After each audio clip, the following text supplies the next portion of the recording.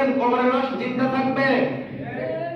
নবীর বিরুদ্ধে যাবেন, কবরের লাশ রাখতে দেরি হবে, আমার লাশ পছন্দ করতে দেরি হবে না।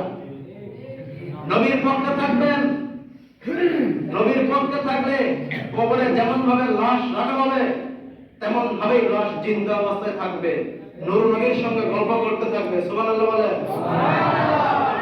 কবরে আমার আপন কেউ নেই, হাসরে আমার আপন কেউ নেই, মিজানের পাল্লায় আমার আপন কেউ নেই।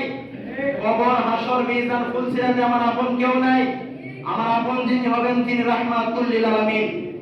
যে রাহমাতুল লিল আলামিন আপন হবেন, এই রাহমাতুল লিল আলামিনকে সম্মান জানাতে আমার কোনো কলিজায় কোনো ব্যথা লাগতে পারে না। ঠিক। এই নবী সারা রাত সেজদায় করে কান্না করেছে, আমি মুসলমান নাম দিয়ে কেমন করে আমি আমার নবীর বিরোধিতা করতে পারি? কি বলে? নবীর বিরোধিতা করবো না নবীর পক্ষে যাব? নবীর পক্ষে থাকবেন, কবরের লাশ জিন্দা থাকবে। নবীর বিরুদ্ধে যাবেন, কবরের লাশ রাখতে দেরি হবে, আমার লাশ পছন্দ করতে দেরি হবে না। নবীর পক্ষে থাকবেন, নবীর পক্ষে থাকলে কবরে যেমন ভাবে লাশ রাখা হবে তেমন ভাবেই লাশ জিন্দা অবস্থায় থাকবে, নূর নবীর সঙ্গে গল্প করতে থাকবে। সুবহানাল্লাহ বলেন।